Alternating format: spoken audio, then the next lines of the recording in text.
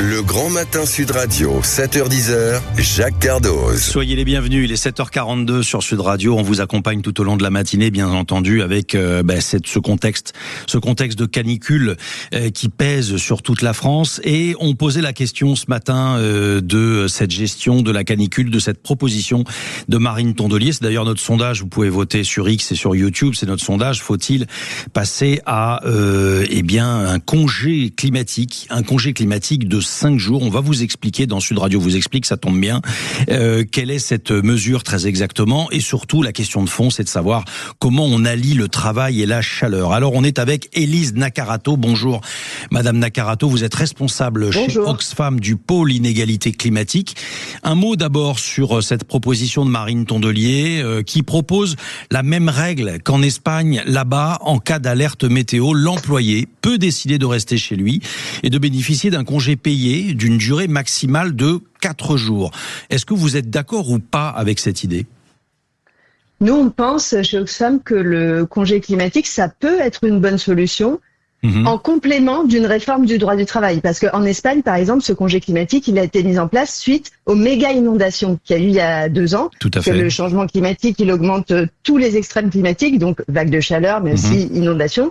Et donc, en l'occurrence, c'est tout à fait adapté. Mais par exemple, dans la vague de chaleur qu'on vit actuellement, on a besoin aussi d'avoir des règles qui sont communes. Parce que vous le savez, notamment je pense à des personnes qui travaillent sur des chantiers, dans l'agriculture, etc.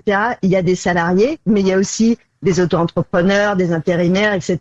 Donc tout le monde a pas les mêmes capacités à exercer son droit du travail. Donc c'est pour ça que par exemple, à Chypre, ça c'est un bon exemple qu'on peut regarder chez nos voisins, eux, ils ont mis en place une règle où, en fonction de la température et de l'hydrométrie, il y a des pauses qui sont imposées à tout le monde pour protéger tous les travailleurs. Oui, alors tout ça, ce sont d'excellentes idées. Le problème, très vite, c'est de savoir comment on fait pour les financer, évidemment, ou comment on fait pour compenser. Je regardais ces initiatives dont vous parliez effectivement en Espagne. On a relevé des effets pervers là-bas avec des patrons qui ont rogné sur les jours de congé. C'est-à-dire qu'en fait, ils ont compensé eux-mêmes dès l'instant où il y avait des jours de canicule, par exemple en juin.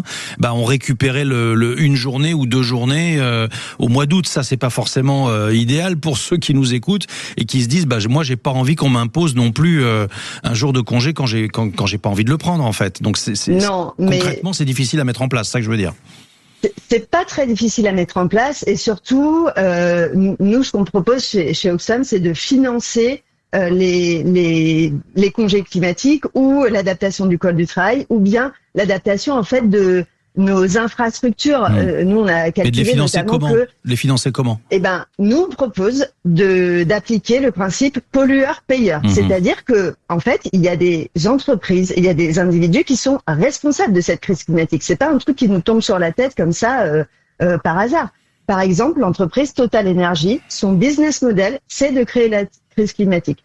Nous, on a calculé que si on taxait Total pendant 17 mois, ça permet de financer les rénovations de l'hôpital public pour faire face aux afflux de malades qui a lieu pendant les vagues de chaleur pour rénover le bâti vétuste. Donc ça, c'est tout à fait accessible. Et uniquement l'industrie pétrolière, alors vous feriez peser ça uniquement sur l'industrie pétrolière, en l'occurrence Total, et pas sur d'autres ?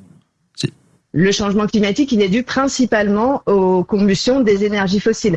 Mais ce qu'il faut, donc effectivement, Total est un des principaux responsables. Mais ce qu'il faut voir aussi, c'est que les mesures par exemple, de rénovation thermique des bâtiments ou les mesures qui permettent de prévenir les vagues de chaleur, elles permettent aussi d'économiser. Nous, on a calculé que quand on rénove un logement, par exemple, bien sûr, ça fait baisser la facture d'électricité pour tous les Français, donc ça, c'est super.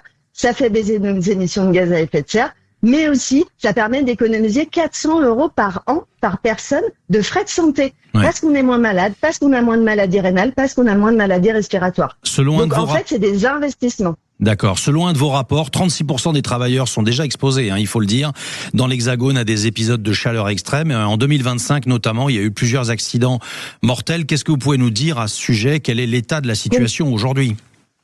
C'est un rapport qu'on vient de sortir il y a quelques jours et qui est extrêmement alarmant, où on montre effectivement que le changement climatique, les vagues de chaleur, les canicules, les feux de forêt, il atteint la santé des Français de façon très importante. Et ce qui est important de noter, c'est que ce ne sont pas simplement les personnes âgées ou les nourrissons. mais ça augmente notamment les maladies rénales, plus 70% pendant les vagues de chaleur, les AVC, les infarctus, et notamment que ça touche pas la population de la même manière. On est plus touché. Par exemple, si vous habitez dans un département pauvre, vous avez 31% de plus de chances de mourir des effets des vagues de chaleur. Donc, c'est pour ça que oui, on a un impact vraiment direct de ces vagues de chaleur sur la santé. C'est pour ça qu'on a besoin d'avoir des politiques publiques en face qui sont volontaristes, donc un changement du code du travail, des financements pour l'hôpital public, parce qu'en parallèle, on a des capacités. On rappelle, pardon de vous couper, mais on rappelle, Élise Naccarato, juste une chose, justement, parce que vous faites référence dans cet entretien à plusieurs reprises au Code du travail, que il n'y a pas de degré à partir duquel, automatiquement, on doit demander à un employé, soyons concrets pour ceux qui nous écoutent. Oui. Voilà, on estime que c'est 33 degrés, je crois, c'est communément admis, mais il n'y a pas, pour le moment, dans le Code du travail, une température à partir de laquelle on dit, vous devez vous arrêtez de travailler. Ça fonctionne pas comme ça. Tout à fait. Et ça fait partie des choses que vous souhaitez faire modifier. Ce qui est certain, c'est qu'on a besoin de règles qui soient communes, parce qu'aujourd'hui, c'est à l'appréciation de l'employeur. Et donc ça, parfois c'est bien, mais on sait tous que parfois, ça ne protège pas assez les salariés. On a besoin de règles qui soient communes pour les 7 personnes sur le bord de côté, notamment les travailleurs les plus précaires, et je pense notamment aux travailleurs qui n'ont pas de contrat de travail qui les protège suffisamment. Bien sûr, Élise Naccarato, merci infiniment, responsable chez Oxfam du pôle inégalité climatique. On a bien compris que c'était l'un des sujets les plus sensibles et très complexes en réalité, très complexes à aborder, parce que les températures sont pas forcément les mêmes, les contextes sont pas forcément les mêmes, et puis jusqu'à présent, l'idée est quand même que ce soit les patrons qui soient responsables de leurs employés, parce qu'ils doivent les protéger. C'est ça qui est dit dans le Code du travail. Allez, on passe à Drôle d'époque avec Éric Revel.